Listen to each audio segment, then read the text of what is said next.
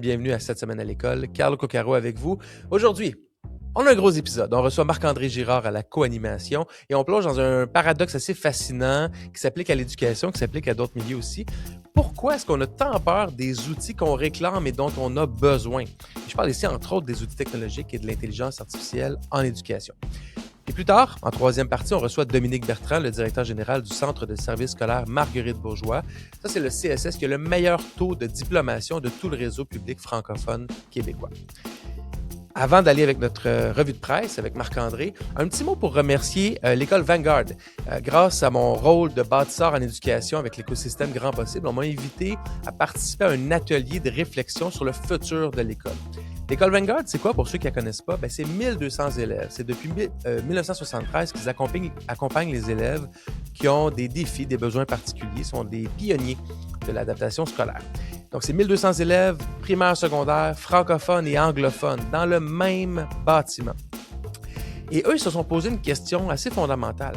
Pourquoi est-ce qu'on continue à diagnostiquer des milliers d'enfants chaque année, alors qu'il est peut-être temps de diagnostiquer le système d'éducation?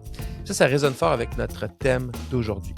Un merci à WordQ de Nureka, qui est l'outil qui commandite l'épisode d'aujourd'hui, qui est l'outil aussi qui donne une voix à tous ceux et celles qui apprennent différemment.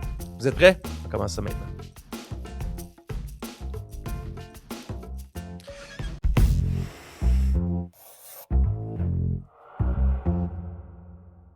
Cette semaine, je suis accompagné de Marc-André Girard, docteur en éducation, directeur d'école, chercheur en milieu scolaire et spécialiste de la gestion du changement. Autrement dit, la personne parfaite pour répondre à la question qui nous occupe aujourd'hui. Pourquoi est-ce qu'on a peur des outils qu'on réclame en éducation? Mais juste avant, on y va avec le bulletin de nouvelles. Marc-André, merci d'être là. Merci. Salut, ça va? Ça va très bien. Passez une belle semaine? Ben oui, certainement. On est en tournant en Gaspésie auprès des gestionnaires scolaires. On a fait le tour de la péninsule. Pas mal cool. Bon. Première nouvelle du Journal de Québec du 17 mars dernier. Nouvelle extrêmement intéressante, c'est l'intelligence artificielle pourrait faire économiser 1,2 milliard de dollars au réseau scolaire québécois. La revue Médiation et médiatisation de la TELUC estime que l'IA pourrait générer des économies de 1,2 milliard, en fait par des gains d'efficacité de 5 à 8% au niveau de l'administration, la gestion des horaires, la détection précoce des élèves à risque, la correction, l'adaptation des parcours, etc. L'idée de l'étude, en fait, c'est pas tant d'économiser de l'argent que peut-être de réinvestir ce temps-là auprès des élèves dans les classes. T'en penses quoi d'associer technologie et gains budgétaires, comme on le fait dans cette Ben, étude-là? je suis pas du tout surpris d'entendre ça. Puis on parle d'efficacité, d'efficience, et puis c'est des discussions qu'on a, nous, avec nos gestionnaires scolaires. Puis une des règles les plus importantes, c'est l'efficacité et l'efficience ne se fait jamais sur le dos des humains. Au contraire, elle se fait à travers les tâches administratives pour libérer du temps pour intervenir, soutenir, accompagner les humains. Alors, si on est effectivement, il y a un paquet de tâches que je dis qui ne sont pas à valeur humaine, immédiate, ajoutée. Donc, ces tâches-là, est-ce qu'ils peuvent être faites par une IA au lieu d'engager des personnes pour le faire, au lieu de perdre du temps et payer Ah un oui. salaire de direction pour faire des tâches cléricales? Et à ce moment-là, je pense que c'est de là qu'on peut faire des économies budgétaires, ce qui est un thème assez à la mode par les temps qui courent. OK. Deuxième nouvelle, on le sait, Ricardo Larrivé, le chef et animateur télé, s'est impliqué en éducation comme cofondateur des Lab Écoles avec Pierre Lavoie et l'architecte Pierre Thibault. Et là, il signe un documentaire produit par Pamplemousse Média qui va être diffusé le 30 mars prochain à 21h à ICI Télé et ICI Tout.tv. Et dans le fond, c'est un documentaire sur la qualité de nos écoles, donc des bâtiments. Ça s'appelle École sous pression. Enfin, le constat, c'est que 53% des écoles du Québec sont en mauvais état. C'est des bâtiments de plus de 50 ans, surpeuplés, inadéquats. Il fait la rencontre de direction, d'enseignants et de parents pour parler de ça. Souvent, on le sait partout au Québec, les infrastructures sont un petit peu en désuétude à gauche et à droite, puis c'est des dizaines, voire des centaines de milliards de dollars qu'il faudra investir.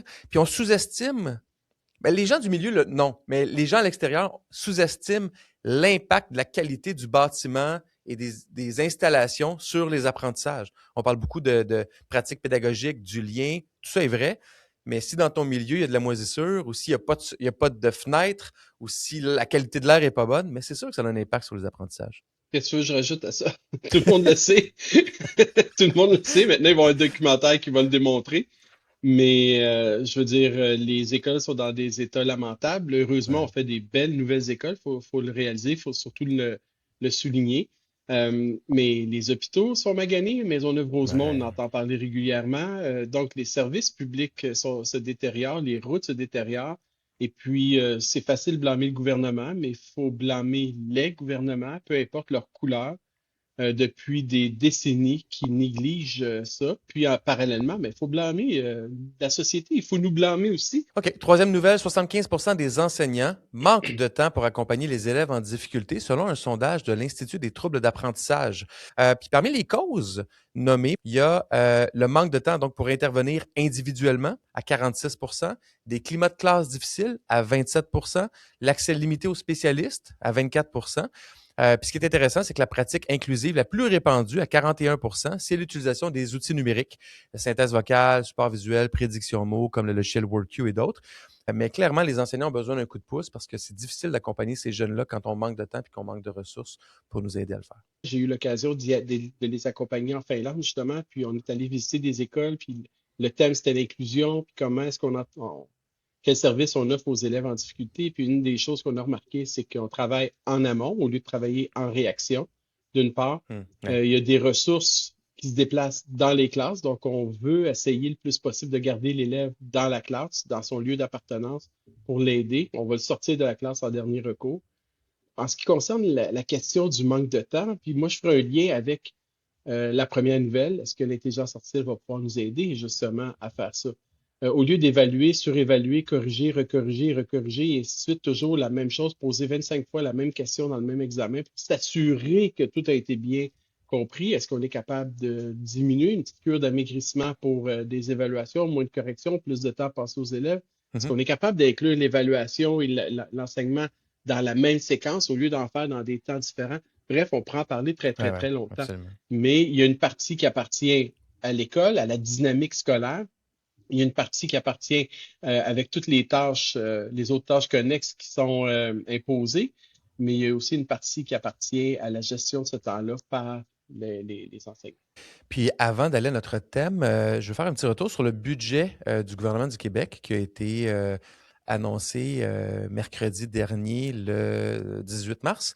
J'en ai parlé la semaine dernière. Je vais simplement faire un petit récapitulatif de ce qui a été annoncé finalement.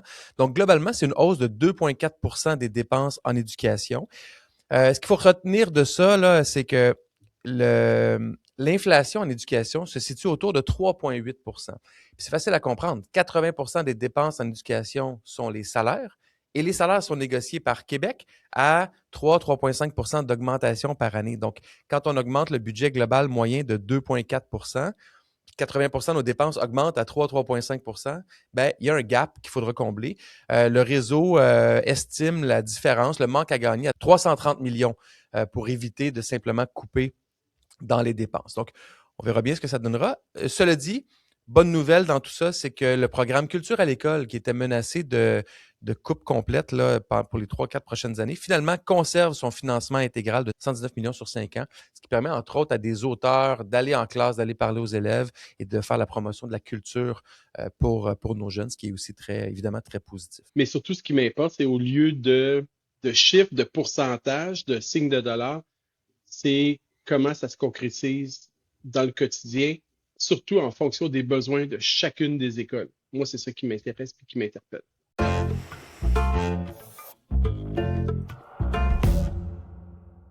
Marc-André, aujourd'hui, on parle de tous les besoins des acteurs du réseau. Il manque de ressources, manque d'outils. Puis en même temps, on sent que les profs et les acteurs ont aussi peur des outils qui sont réclamés. On parle d'intelligence artificielle, de tableau de bord. Euh, Comment est-ce que tu expliques cette notion-là de oui, on veut des ressources, mais on ne veut pas ces outils-là pour nous aider? Ben, je pense que la première chose qu'il faut qu'on dise, c'est que c'est pas propre au milieu de l'éducation. Je pense que c'est un trait fondamentalement humain, là. Ça concerne pas mal n'importe qui dans un sens professionnel ou personnel. Puis souvent, l'usage qu'on en fait personnellement, on ne le projette pas vraiment dans notre travail. Mhm. Euh, puis l'autre chose aussi qu'il faut remarquer, et c'est aussi qui est profondément humain, c'est qu'on est en retard sur les outils qu'on se crée nous-mêmes pour je dirais, combler certains besoins qu'on a. Tu sais, je te donne un exemple, là. Quand on parle de technologie, en 1969, les Américains ont mis des personnes sur la Lune. Présentement, ce qu'on a dans nos poches en termes de puissance de calcul, nos téléphones sont 100 000 fois plus puissants, puis jusqu'à 1 million de fois plus de stockage de données qui sont possibles. Fait qu'on a des outils vraiment C'est fou, puissants, hein? mais on les utilise comment? On va les utiliser en prenant des photos louches, en mettant des photos de nos chiens sur les réseaux sociaux, puis avec de la cyber-intimidation ou même en créant des fausses nouvelles. Donc, si on est en éducation, où est-ce qu'on a un rôle, premièrement, minimalement, de protéger les élèves, mais qu'on leur met dans les mains des outils qui sont hyper puissants ou qu'on sert nous-mêmes d'outils qui sont hyper puissants dans un cadre scolaire, ben, on a cette petite crainte-là parce qu'il faut qu'on le dise, les outils qui nous sont proposés puis qu'on réclame, comme tu le dis, ben, sont faits d'abord et avant tout pour le grand public. Donc, c'est pas une utilisation pédagogique, une utilisation scolaire qui respecte tout le temps automatiquement les règles. Donc, il faut que nous, on s'adapte à ça, ce qui va prendre aussi plus de temps. Ouais. Donc, si vous demandez à n'importe quelle direction, il va vous parler quand vous allez parler numérique, il va vous parler de plagiat, il va vous parler d'intimidation, de cyber-intimidation, puis d'un paquet de problèmes. Donc, pour quelle raison est-ce qu'on est toujours aussi, puis là, on va utiliser des fois le mot résistance, là, qui peut Mhm. être contesté comme mot, mais premièrement, il faut comprendre que les enseignants, comme les directions, n'ont pas eu la formation escomptée pour utiliser ces outils-là. On parle dans la formation des maîtres habituellement un gros cours de 45 heures sur l'utilisation du numérique. Puis ça dépend selon les universités. En quelle année a été suivi ce cours-là par les gens? Fait que, tu sais, tu as beau avoir suivi Ouais, un cours de 45 heures, aussi ben oui, extraordinaire soit-il, si tu l'as suivi en 2006 ou en ouais, 2016, le monde a ben oui, changé clairement, depuis, hein. clairement. Puis, mais tu vois, moi, la dernière fois que j'ai donné, c'était en 2022, ChatGPT venait de sortir. C'est Fait ça. que, on montrait comment fonctionnait le TNI, par exemple, puis des plateformes de codage, des choses comme ça. Mais essentiellement, aujourd'hui, puis en 2022, ben, l'utilisation de l'IA a changé beaucoup. Donc, effectivement, il faut qu'il y ait une formation continue. Et puis troisièmement aussi, les technologies avancent tellement rapidement que c'est pas bien compliqué de dépasser à travers tout ça. Ouais. Donc, essentiellement, on demande au personnel scolaire d'utiliser des appareils qui sont pas conçus pour le monde scolaire, puis on impose, puis ils ont cette obligation éthique-là, puis ce souci-là aussi, c'est pas juste une obligation, ils ont le souci de respecter les lois, puis de respecter un certain cadre d'éthique. Tu parlais d'autonomie professionnelle. L'autre chose aussi qu'il faut comprendre, c'est que les outils numériques ont le pouvoir d'amplifier. Ils amplifient ce qu'on Ouais. fait de mieux, mais ils amplifient aussi ce qu'on fait de pire.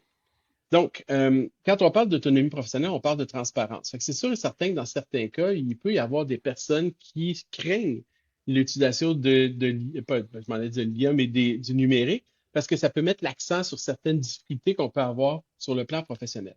Oui, Là, ça, ça ça- parle ça met pas en de lumière toi. les lacunes qu'on a de la misère à faire maintenant, là. Tu sais, les Ben, tâches ça pour met en lesquelles lumière nos on a plus de lacunes, difficultés. comme ça met en lumière nos forces aussi, là. Tu sais, il faut pas oublier, c'est les deux Ouais. côtés. Mais, étant donné qu'on travaille dans un milieu où les difficultés tu sais, on s'entend, on a un rôle de modèle, là. Donc, faut pas vraiment afficher et exposer ces difficultés-là, ces lacunes-là. Pourtant, on a tous des lacunes dans notre travail. T'en as dans le travail que tu fais, j'en ai dans celui que je fais également.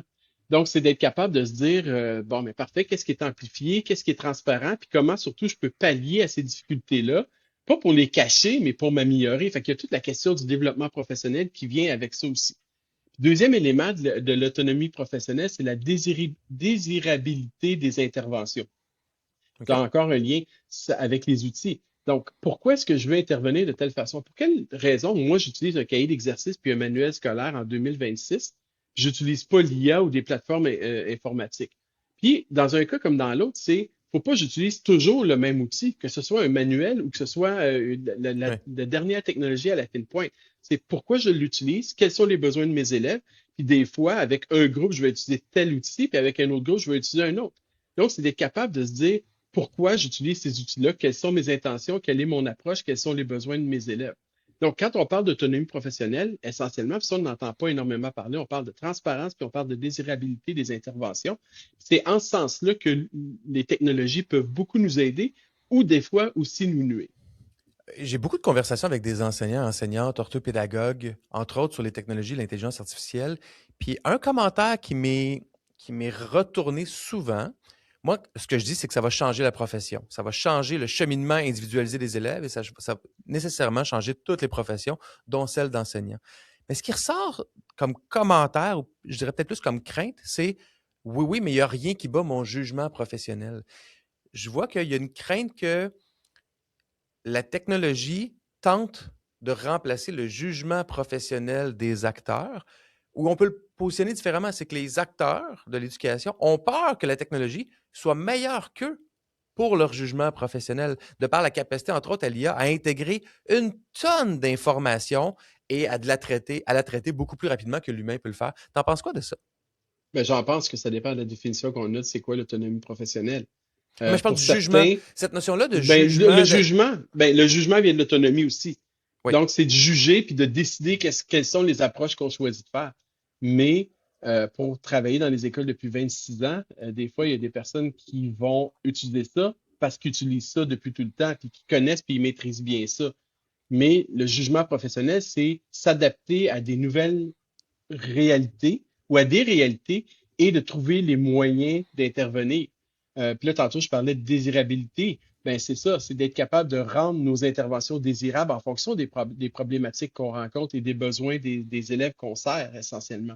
Ouais. Donc, le jugement professionnel, pour moi, ben, il est amplifié grâce au numérique qui va nous permettre justement de rentrer encore plus précisément dans les besoins de nos élèves, Mhm. d'étoffer nos interventions puis nos approches pour mieux combler ces besoins-là.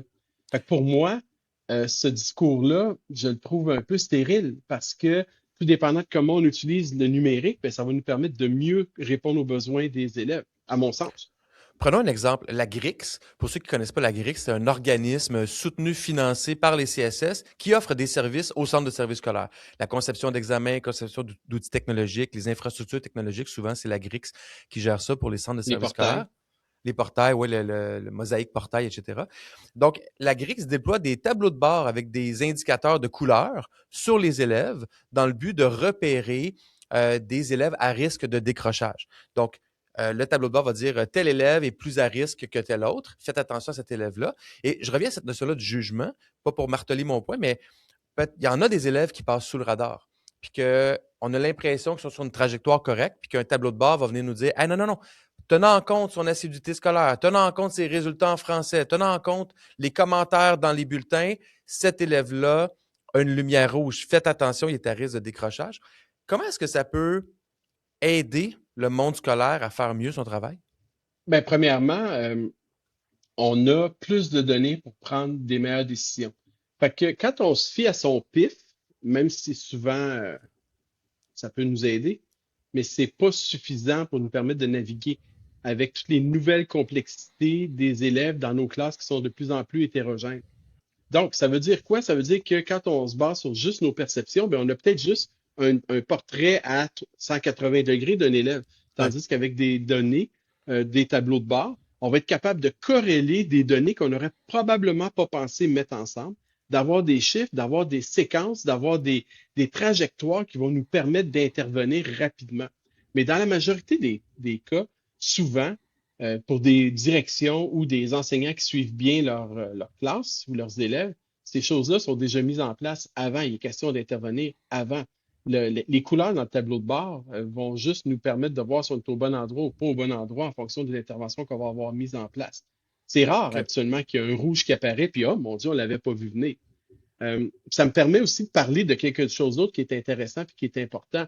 Vous m'excuserez l'anglais, mais je vais citer une recherche qui a été faite par Pasi Salberg, un prof finlandais, puis je pense qu'aujourd'hui il est en Australie. Il parle de small data puis de big data. Le big data, on le sait, c'est les mégadonnées. Ouais. Donc, ça, c'est la somme des grosses données qu'on utilise. On utilise l'IA pour forer, puis bon, trouver des éléments, des tendances. Mais le small data, c'est à tous les jours, c'est les relations qu'on a avec les jeunes. C'est le travail qu'on fait avec ces jeunes-là. C'est être capable de voir que cet élève-là va bien, il va pas bien, il y a un conflit à la maison, il y a une tache de spaghetti sur son chandail depuis une semaine et demie, il se lave pas souvent, bon, bref.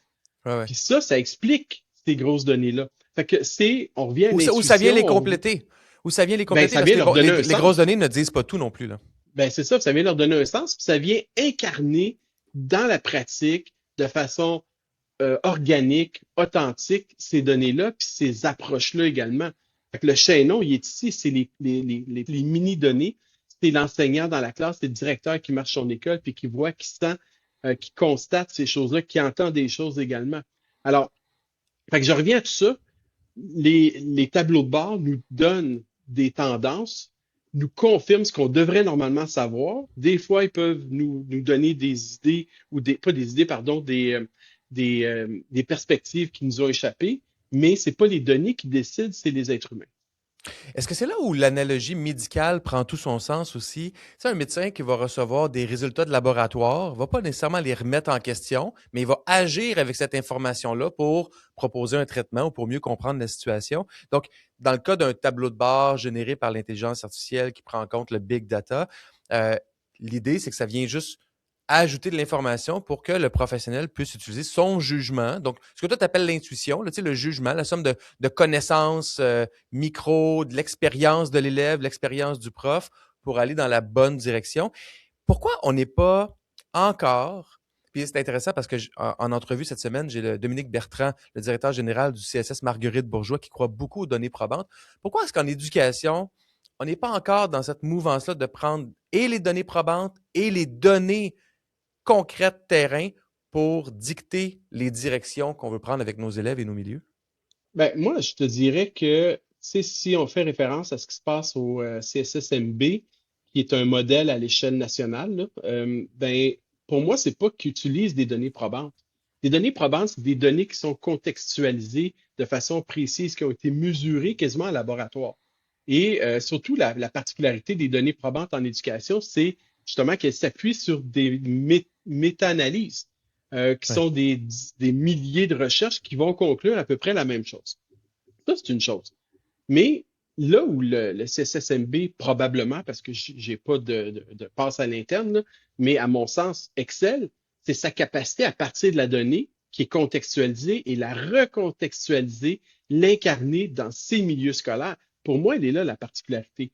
Donc, la donnée probante, c'est une chose, mais tous les milieux sont différents. Les élèves, c'est pas des rats de laboratoire.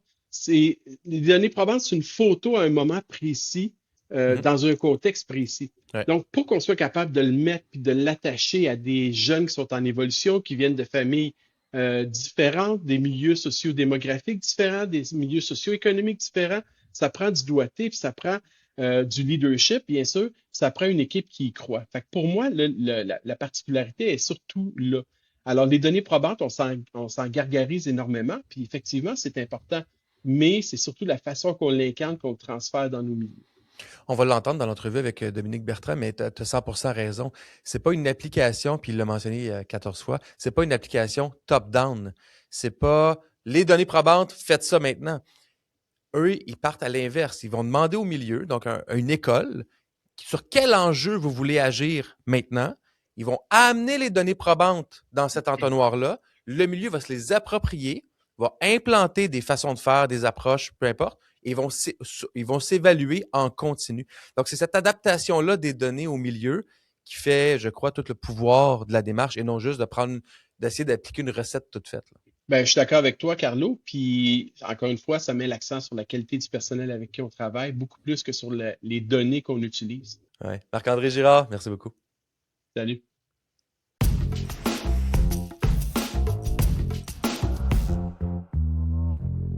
Notre entrevue de la semaine vous est présentée par WordQ, le logiciel de référence qui aide les élèves à surmonter les difficultés d'écriture avec sa prédiction de mots et sa lecture à voix haute.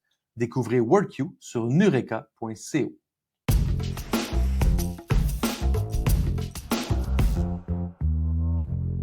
Il est directeur général du Centre de services scolaires Marguerite Bourgeois dans l'ouest de Montréal depuis plus de 10 ans et sous sa gouverne, le CSSMB affiche le meilleur taux de diplomation parmi les 61 CSS francophones du Québec. Et le 11 février dernier, non satisfait de leurs résultats, il a lancé le premier conseil scientifique permanent d'un centre de services scolaires au Québec. Dominique Bertrand, bienvenue à cette semaine à l'école. Bonjour. Vous êtes à la tête du CSSMB là, depuis plus de 10 ans. Vous avez été enseignant avant. Est-ce qu'à un moment dans votre carrière d'enseignant, vous vous êtes dit les décisions qui se prennent en haut ont vraiment un impact sur ce qui se passe dans ma classe? Je dirais que ça a été quand même assez rapide. J'ai enseigné 5 ans. J'étais dans une école de milieu très défavorisé, au centre-ville de Saint-Jérôme, où plusieurs parents décidaient année après année de faire un choix d'école vers d'autres écoles. Donc, il a fallu se mobiliser pour venir complètement renverser l'environnement éducatif de cette école-là. Les gens ne savent pas, mais le centre le savent peut-être pas, le centre de service scolaire Marguerite Bourgeois, c'est 69 000 élèves, 103 écoles ou établissements, 12 000 membres du personnel. C'est le deuxième plus gros CSS au Québec. Puis pour quelqu'un qui nous écoute, qui ne connaît pas l'ouest de Montréal, c'est quoi la réalité quotidienne de vos écoles? À Marguerite Bourgeois, on a un fort taux d'élèves qui proviennent de l'immigration. Là, bon an, on a à peu près entre 4 500 et 5 000 élèves qui sont dans une classe d'accueil, représentant à peu près 300 classes d'accueil. Les 2 tiers de nos jeunes n'ont pas le français comme langue maternelle.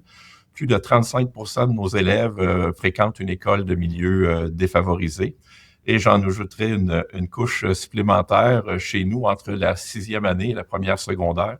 Il y a 42 de nos élèves qui vont fréquenter une école privée, puisqu'on a une très forte proportion d'écoles privées sur notre territoire. Donc, 42 ça en fait le taux le plus élevé de jeunes qui quittent là, vers l'école privée. Donc, vous avez fait mention là, du taux de diplomation qui a atteint il y a 2 ans là, 90,8 Donc, on est vraiment très content de ce taux dans le contexte que je viens de vous décrire. Dans certaines de vos écoles, c'est jusqu'à 85 des élèves qui sont issus de l'immigration. Ça ressemble à quoi le quotidien d'un prof dans ce contexte-là? En fait, on a développé beaucoup d'expertise pour l'accueil des jeunes qui sont issus de l'immigration. L'enjeu est lorsque ces jeunes, après 12, 15 ou 18 mois, intègrent une classe régulière. Mais souvent, on a observé au cours surtout des 3-4 dernières années, que le parcours migratoire de ces enfants-là est extrêmement complexe. Il y a des jeunes qui nous arrivent, ça leur a pris plus d'1 an à passer par l'Amérique du Sud, par le chemin Roxham où les parents ont été séparés. Donc, les jeunes nous arrivent avec des traumatismes qui sont pratiquement irréels. Alors, ça amène chez notre personnel une prise en charge qui est très importante, non seulement du côté pédagogique, mais également du côté social. Et souvent, je vous disais que le 2 tiers des élèves n'ont pas le français comme langue maternelle, mais pour plusieurs jeunes, c'est souvent une 2e, voire même une 3e langue. Et ça amène une difficulté supplémentaire là, au niveau de l'apprentissage du français. Vous l'avez dit, le taux de diplomation a grimpé jusqu'à 90,8 le meilleur score parmi les 61 CSS francophones. Puis on en parlait en pré-entrevue, vos garçons réussissent mieux que la moyenne nationale des filles au Québec, ce qui n'est pas rien dans cet enjeu-là de sous-performance des garçons à l'échelle nationale. Mais les données de la cohorte 2017 ont montré une baisse de 3,2 Donc, vous êtes à 87,6 maintenant, incluant aussi chez les 4 groupes d'élèves vulnérables. Qu'est-ce que vous avez ressenti quand vous avez vu ces chiffres-là?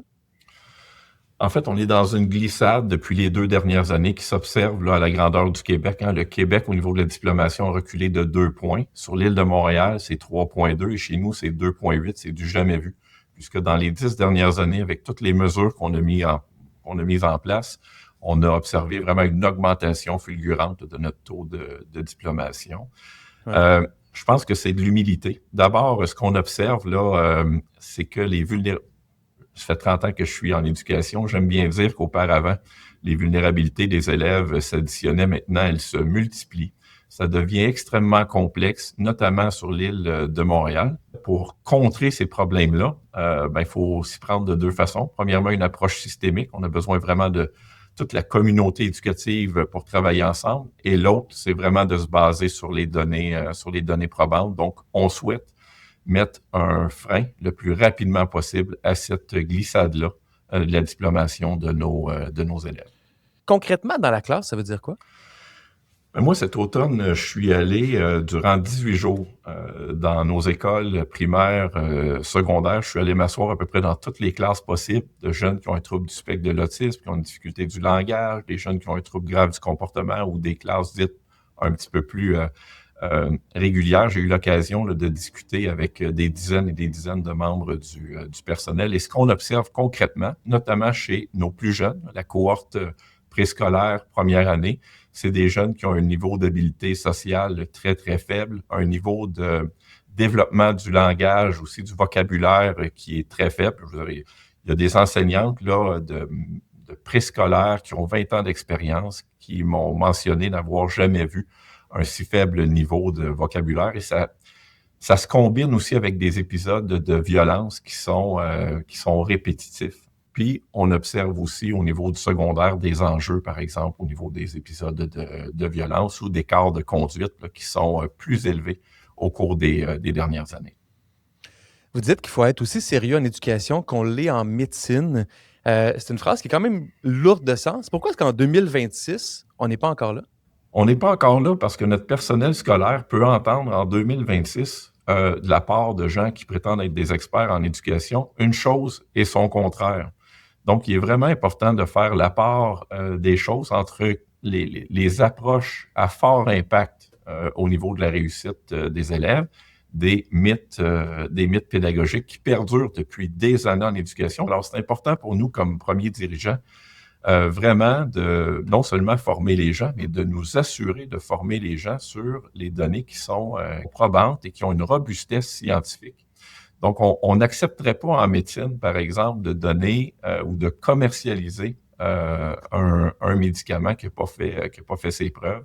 Alors, quand on dit, j'aime bien dire qu'il faut être aussi sérieux en éducation qu'on l'est en médecine, ben c'est dans ce sens-là, avant de venir implanter des stratégies, il faut s'assurer vraiment de la robustesse scientifique. Si on traitait nos patients par l'intuition plutôt que par la science, on crierait au scandale. Pourquoi est-ce qu'on tolère encore ça au Québec? Il faut surtout éviter les fausses bonnes idées pour nos enfants, parce que ces fausses bonnes idées-là ou des stratégies pédagogiques qui ont un impact négatif sur la réussite des élèves, ben ça fait en sorte que ça creuse davantage l'écart entre nos élèves les plus vulnérables et nos élèves qui réussissent mieux là, à l'école. Vous avez lancé donc le nouveau conseil scientifique du Centre de services scolaires. Donc, concrètement, comment ça fonctionne? D'un côté, il y a les chercheurs, de l'autre, les enseignants. Comment est-ce que vous allez faire en sorte que ces deux groupes-là réussissent à se parler et à communiquer? Oui, c'est un maillage. En fait, on a fait appel à la communauté scientifique. On a choisi, je vous dirais, très rigoureusement les chercheurs qui vont travailler avec nous, qui ont des caractéristiques communes. C'est des gens qui sont très pragmatiques parce qu'il faut permettre à notre personnel en place d'avoir des stratégies où on est capable de les déployer dès le lendemain matin. Donc, le conseil scientifique, c'est une soixantaine de personnes qui vont mettre à contribution leur expertise dans le but d'en faire profiter aussi nos 103 établissements. Donc, la façon qu'on va fonctionner, c'est qu'on va mettre en place un certain nombre de stratégies qu'on va évaluer. Ça, c'est vraiment important d'évaluer la portée pour ensuite être capable de l'étendre à la grandeur de notre centre de service. Mais je vous dirais qu'on part pas de zéro. Depuis de nombreuses années à Marguerite Bourgeois, là, on a l'habitude de travailler avec des chercheurs qui a fait notamment là, le succès de notre organisation. Mais dans le contexte extrêmement complexe en ce moment, on doit donner un tour de vis supplémentaire pour aller un peu plus loin et d'une façon plus intensive de cette espèce de maillage-là avec les chercheurs. Quand un prof de troisième année à La Salle a de la difficulté avec un élève qui cumule plusieurs défis, comment est-ce que le conseil scientifique va avoir un impact sur la réalité de cet enseignant-là et de l'enfant? Mais dans un premier temps, il faut bien identifier les vulnérabilités dans notre organisation, ce qu'on a fait. Nous, on a un bureau de statistiques et d'imputabilité qui nous permet vraiment d'identifier nos zones de vulnérabilité et on va venir cibler nos priorités. Et ça, ben, c'est les directions d'école avec leur équipe école qui vont venir établir nos priorités de travail du conseil scientifique. Et par la suite, on va regrouper un certain nombre de chercheurs. Par exemple, avec ce que vous venez de me présenter, ben, si l'enjeu, par exemple, est au niveau de la littératie en français, bon, on a l'équipe de Mme Lynne Laplante, la chaire de recherche en littératie, qui va venir nous donner un coup de main à ce sujet-là, toujours basé sur les résultats de la recherche par des outils qui sont concrets. Et par la suite, bon, on va en faire l'évaluation. Donc, c'est comment on est capable de venir supporter d'une façon très pragmatique notre personnel en salle de classe. Si vous aviez une baguette magique, là, qu'est-ce que vous changeriez dans la relation entre la recherche et le terrain en éducation au Québec? D'abord, le levier le plus puissant pour améliorer la réussite des élèves, c'est le développement professionnel. Et malheureusement, ça fait 30 ans que je suis en éducation, malheureusement, trop souvent, le développement professionnel s'est fait en ne respectant pas les principes de développement professionnel. Puis il y en a 5 principes. D'abord, ça doit améliorer la réussite des élèves, ça doit être basé sur des données probantes, ça doit être étalé dans le temps. Donc, de la formation ponctuelle d'un 3 heures où on nous présente 80 diapos PowerPoint, il y a 0 transfert en salle de classe. ça prend aussi une approche qui est collaborative. Donc, c'est pas une approche top-down. Et finalement, ça prend une implication de la direction d'école qui exerce un leadership, qui est à la table, à la formation avec ses enseignants pour exercer ce leadership pédagogique-là dans une posture d'apprenant aussi.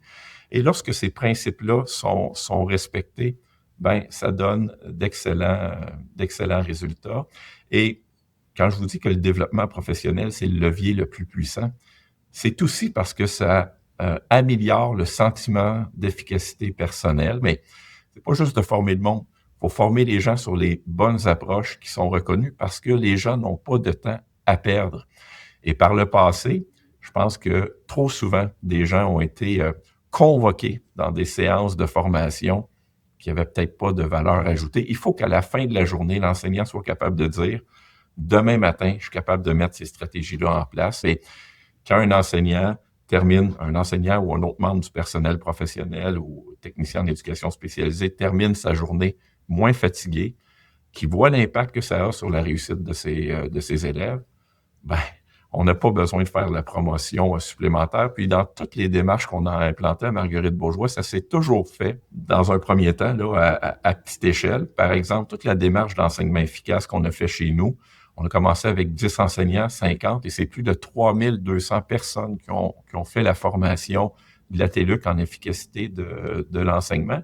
Pas parce qu'on a poussé d'une façon obligatoire, parce que les gens en ont entendu parler de leurs collègues et ça devient un incontournable. Ça a changé la façon des enseignants de voir leur rôle. Vous répondez quoi à ceux qui ont développé une forme de cynisme en disant « mais là, c'est rendu trop gros, trop compliqué, on peut rien changer ». On est actuellement dans une période de turbulence. Et dans une période de turbulence, d'abord, on peut pas se laisser distraire par toutes sortes de changements. Ça prend une cohérence organisationnelle à toute épreuve, parce qu'à un moment donné, si on veut s'adapter à tous les changements, on s'y perd complètement. Donc, d'avoir une espèce de plan d'action élaboré avec minutie et déployé avec rigueur, je pense que c'est vraiment le premier élément, et de travailler dans des cycles qui sont courts. On implante, on mesure, on ajuste. On est des spécialistes des comités. Quelque chose qui marche pas, c'est soit qu'on met en place un comité ou un formulaire. C'est un ou l'autre. Alors, il faut s'éloigner de ça et il faut que la prise de décision de toute la communauté éducative se fasse sur des données probantes. En éducation, au Québec, on est bon pour écouter monsieur, madame, tout le monde. Tout le monde a son opinion.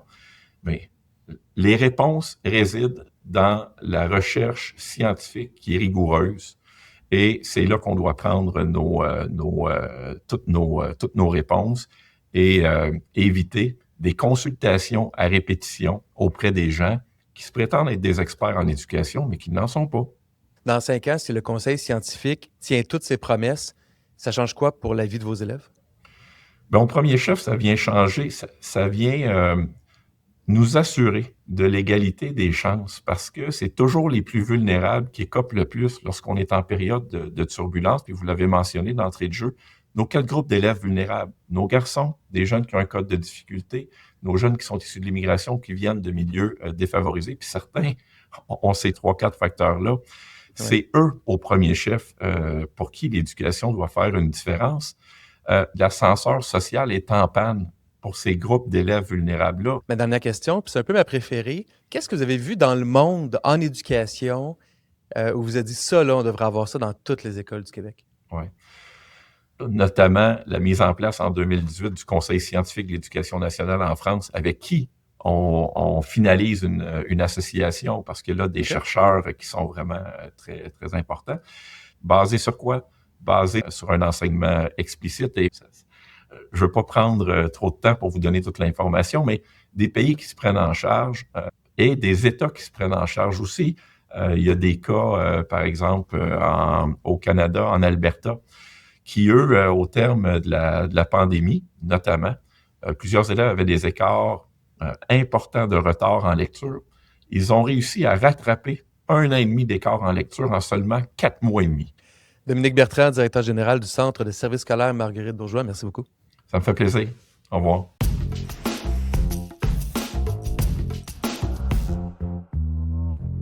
Ce que je retiens de l'épisode d'aujourd'hui, c'est Marc-André qui l'a dit. Les outils numériques amplifient ce qu'on fait de mieux, mais aussi ce qu'on fait de pire.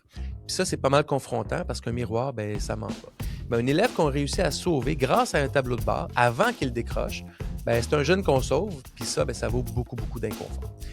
Merci à Dominique Bertrand, directeur général du CSS Marguerite Bourgeois, pour sa présence à l'épisode. Et si cet épisode-là vous a fait réfléchir, n'hésitez pas à l'envoyer à un collègue ou une collègue, une direction d'école, un enseignant, un parent qui hésite encore face à la place de la technologie. Oui, c'est normal d'avoir des inquiétudes, il faut les conserver, ces inquiétudes-là. Mais le pouvoir et les attraits de la technologie peuvent faire un monde de différence pour les jeunes qu'on essaie d'accompagner. On se retrouve la semaine prochaine et d'ici là, prenez bien soin de vous. Bye tout le monde.